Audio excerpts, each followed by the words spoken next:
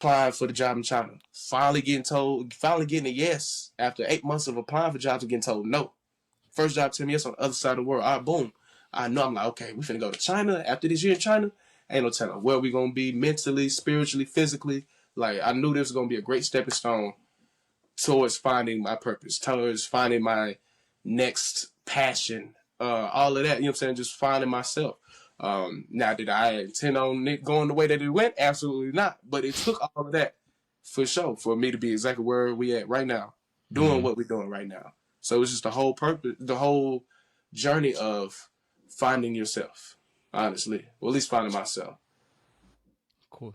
Yeah, I mean, it's not never a single moment of revelation. No, I mean, it's not that you find like finally you find the Messiah. I don't know. Maybe there is people that has this kind of revelations, but I'm also believing that things is like coming in steps. No, you have an experience, you learn from that experience, and that will bring you to another good or bad decision, but whatever. Like it brings you to something, and it keeps you going and going until you find a place where you feel comfortable.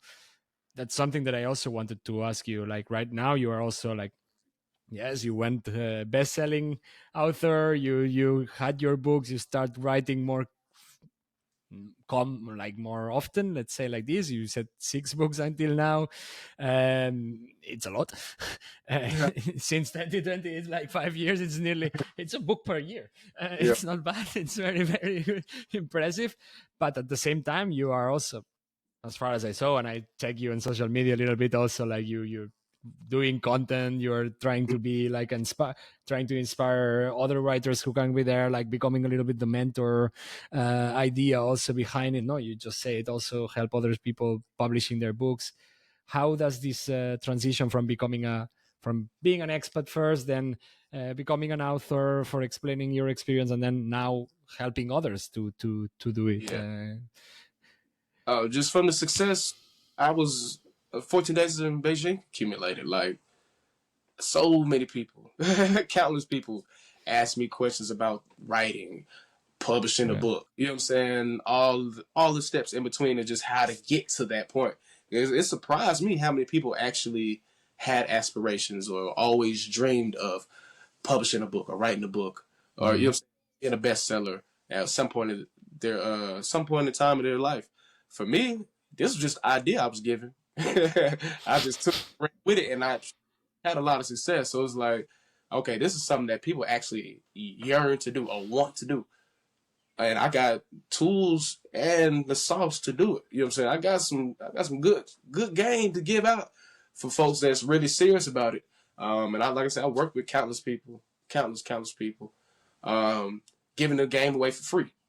Folks not even taking advantage or taking it serious. Or it's like, I guess it was just too accessible that they don't really do nothing with it. You know what I'm saying? There was no value to them just because it was easy for them to acquire. So once I turned it into a package and a service for a purchase, that's when I started finding solid clientele. And not only did I find solid clientele, they trusted the process. They did everything I told them to do, how to do it. And not only were they able to publish their first books, both of their first books went #1 new bestseller in multiple genres as well. So it's like, not only was I able to accumulate success for myself, I was able to help completely different individuals do it. First author, Anthony McKinney. He's about 30-some years old now. His book is about him growing up in Mississippi and how he was molested before the age of 10 and how that affected him and shaped him into who he is today. Powerful story. It's titled The Fatherless Child. Y'all go tap in with that. The other author, Tanisha Sadler, typical high school drama about 2 girls liking the same star athlete, and he messing with both of them, but they don't know about it, and then they find out at the end. And you know, it's typical high school female drama. But she was 15 years old when she wrote the book, 16 when she published it. And not only did she go #1 in multiple genres, she held the top of the charts for 9 straight days. 16 years old. Great. You know what I'm saying? So it's like, the show. Gosh. Like, man, you know what you're doing, bud. You know what you're talking about for the show. She was able to do it. Oh yeah, it's up. It's up. Crazy. I mean, I am always surprised when people are able to do these things at young age. Like, it's like, I don't know. I'm still figuring life, and I'm 31. You know, like,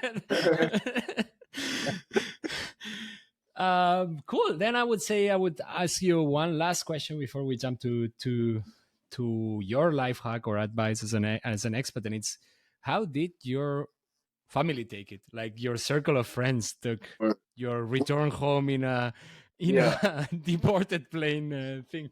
me. How was the But that's the situation at thing. home? Once I hired, I only told like a select few of people what was going on. Like I ain't really tell a whole lot of people. So a lot of people ain't even know I was in China. You know what I'm saying? So the fact, and the ones that did know, when I came back, they was like, "Damn, bro, it's been a year already, but that year flew by." Da, da, da, da. They didn't even notice I'm here. I'm back in America way earlier than when I'm supposed to be. But to their recollection, it's been a year so far. So that just let me know like how just people just caught up in their own lives. They got their own thing they doing, so they ain't really paying attention too much until I'm telling them what happened. And then of course I'm telling them what happened. Oh man, even to this day, I love meeting new people and a group setting of new people, and it's time to like everybody share one interesting thing about you. Oh man, I break, I steal all the attention in the room. So I time, I attention in the room every single time, every single. Of course. I You love it don't because meet a ain't lot of nobody people who has been in prison in Beijing, that's for sure. Like, ain't I nobody mean, match depends on your circles. I don't know, but that part too.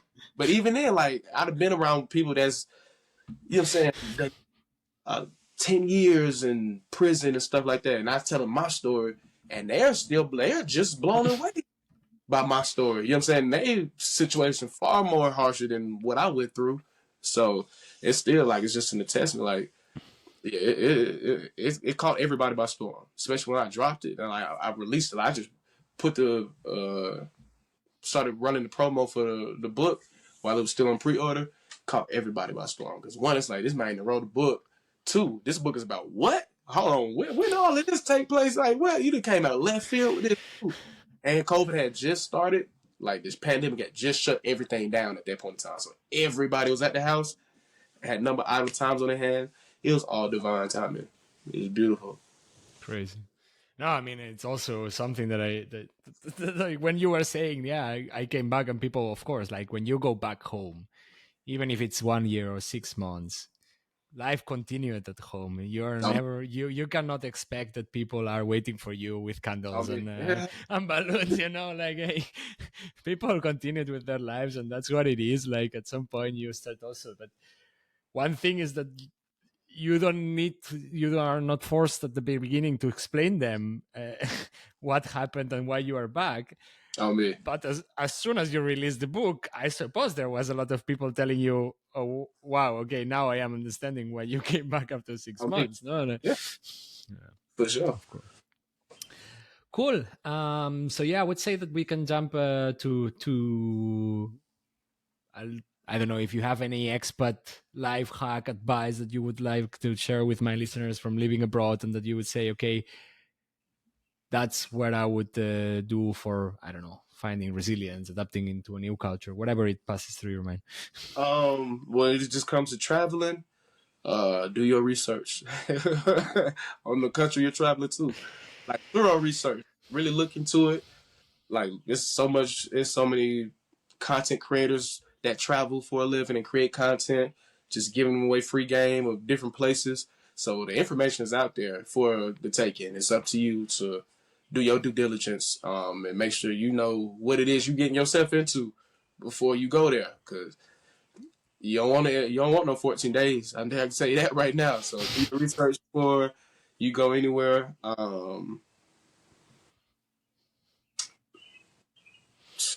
That for sure. Just do your research because everybody ain't no Mm. how long you gonna be over there or not. So it's like I wouldn't say to do all of this if you only gonna be there for like a week or something. So, but yeah, just do your research for sure. Even for short traveling. It's Yeah, also that. cool.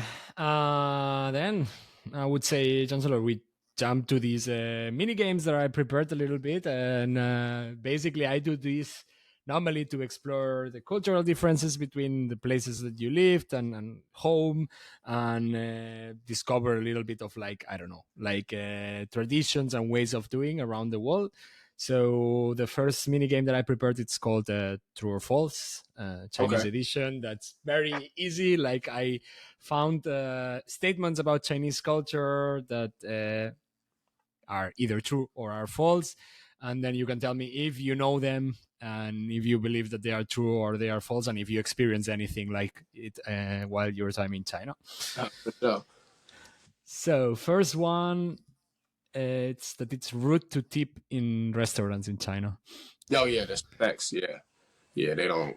And that was weird at first. It was just it took some. Well, it was odd because it's like in America you're used to tipping. Like you get frowned upon if you don't really tip for real, for real. So now it's like, well, it's like, hey, y'all show so much love, so such great service. I wanted to at least let me throw you a little something for your efforts, but at the same time, I don't mind keeping this little extra change in my pocket. So it's just like either or, I'm good with it at the same time. But yeah, nah, yeah, they don't set tips. Yes. The red color is associated with bad luck in China. The red color. Well, that's interesting because they flag is red. So that's ironic. Yeah, absolutely. Yeah, it's false. It's false.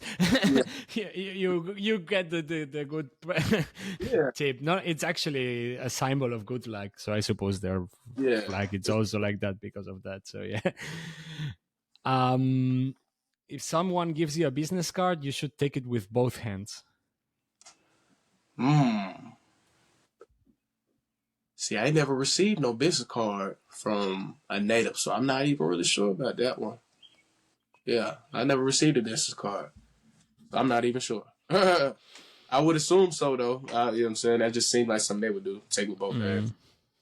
In theory, it's the most polite way of throwing. So if you are doing business with someone and you want to keep the relation with that person, you should do it like that. Yes. Word. Talking about guest or signs of respect, one of the most common things to show respect to guests is serving tea. For sure. AT out there, boy. I swear. They love AT. For sure. Yeah. I'll say true. I'll say true. Oh. Absolutely. I think the tea culture is very high, no? There, like that's something that you do daily nearly. Oh, yeah. No, it's like tradition.